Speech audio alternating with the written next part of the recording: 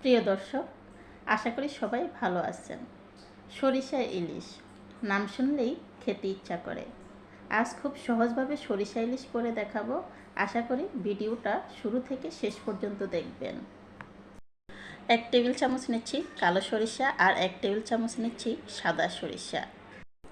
সরিষাতে অনেক ধুলাবালি থাকে, তাই কয়েকবার ভালো করে পরিষ্কার করে ধুয়ে নেব। ধুয়ে নেওয়ার পর 2 থেকে 3 ঘন্টা ভিজিয়ে রাখবো। আর এই ভিজিয়ে রাখার কারণে তিতা ভাব কমে যাবে আর সরিষাগুলো বেটে নিতেও সহজ হবে। ফিরে আসলাম 3 ঘন্টা পর। এখন দিচ্ছি 2টো কাঁচামরিচ দিয়ে সরিষাগুলো বেটে নিব। আর এই কাঁচামরিচ দেওয়ার কারণে সরিষার সাথে কাঁচামরিচ বেটে নিলে সরিষা খেতে তিতা লাগে না। সরিষাটুকু আমি পেস্ট করে নিয়েছি। এখন দিচ্ছি 1/2 চা চামচ হলুদ, 1/2 চা চামচ মরিচের গুঁড়া আর স্বাদ মতো লবণ।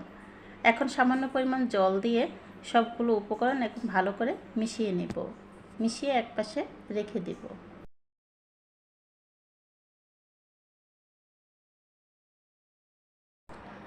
ইলিশ মাছ কেটে ধুয়ে পরিষ্কার করে নিয়ে সামান্য লবণ, হলুদ আর দিচ্ছি সামান্য সরিষার তেল। আর এই সরিষার তেল দেওয়ার কারণে হলুদ আর লবণ ইলিশ মাছের সাথে খুব ভালো করে লেগে যাবে।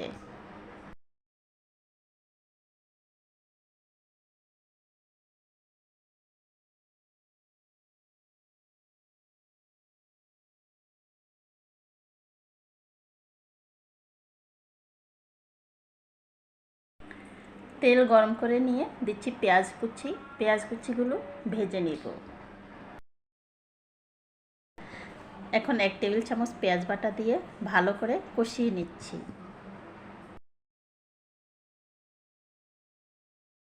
দিচ্ছি আগে থেকে তৈরি করে রাখা সরিষা আর মশলার পেস্ট।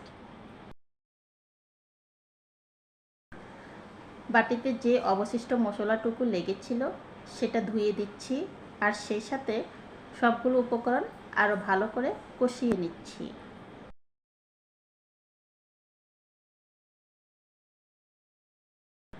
মশলা ভালো করে কষানো হয়ে গিয়েছে। এখন ইলিশ মাছের টুকরোগুলো একটা একটা করে দিয়ে ঢাকনা দিয়ে ঢেকে দিচ্ছি।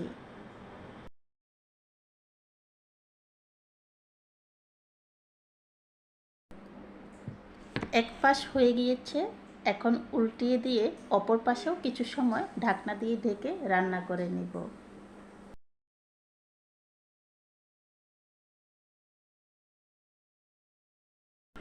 এখন দিচ্ছি ফুটানো গরম জল। যেহেতু ইলিশ মাছ হতে বেশি সময় লাগে না, 10 মিনিটের মধ্যে রান্না করে নিলেই হয়, সেক্ষেত্রে ফুটানো গরম জল ব্যবহার করাই ভালো।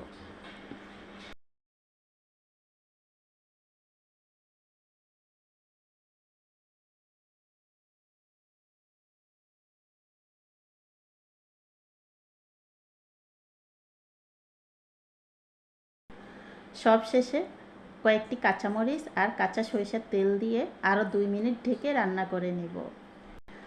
দর্শক, নামানোর আগে একটু কাঁচা সরিষার তেল দিলে সরিষা ইলিশের টেস্ট অনেকটাই বেড়ে যায়।